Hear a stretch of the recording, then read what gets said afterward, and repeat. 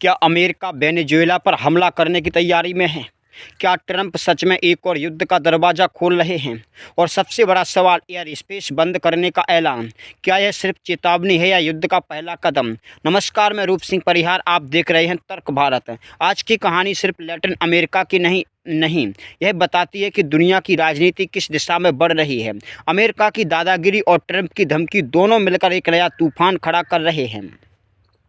29 नवंबर को Donald Trump ने अचानक ऐलान किया कि वेनेजुएला का एयर स्पेस अब पूरी तरह बंद माना जाए। ये शब्द हल्के नहीं है। एयर स्पेस बंद करना सीधे सीधे एक सैन्य संकेत है। ट्रंप ने साफ चेतावनी दी कि कोई विमान, कोई ड्रोन, कोई हेलीकॉप्टर अगर वेनेजुएला के आसमान के पास भी गया तो उसे खतरे में माना जाएगा। दूसरी तरफ अमेरिका पहले ही कैरिबियाई सागर में अपनी नौसेना की मौजूदगी बढ़ा चुका है। स्ट्रेटेजिक बॉम्बर, सर्विलांस एयरक्राफ्ट और मेरीटाइम फोर्सेस सबको हाई अलर्ट पर रखा गया है। ये सिर्फ ड्रग तस्करी के खिलाफ अभियान नहीं लग रहा, यह पूरी तरह से एक सैन्य दबाव बनाने की रणनीति है। वेनेजुएला सरकार ने ट्रंप के आदेश को औपनिवेशिक धमकी बताया है। निकोलस मडूरो की सरकार कह रही है कि अमेरिका हमें डराना चाहता है, लेकिन हम पीछे नहीं हटेंगे।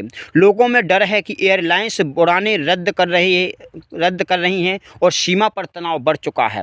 सबसे बड़ा सवाल, क्या हमला होगा? सीधा जवाब, अटैक अभी तक नहीं, लेकिन संकेत बेहद गंभीर हैं। ट्रंप चाहे तो ड्रोन स्ट्राइक, एयर स्ट्राइक या फिर लिमिटेड नेवल असॉल्ट किसी भी समय शुरू कर सकते हैं। उनकी रणनीति हमेशा ब्लफ नहीं बल्कि एग्रेसिव एक्शन वाली रही है। लेकिन ये भी हो सकता है कि ट्रंप सिर्फ दबाव बनाकर वेनेजुएला की सरकार को झुकाना चाहते हो।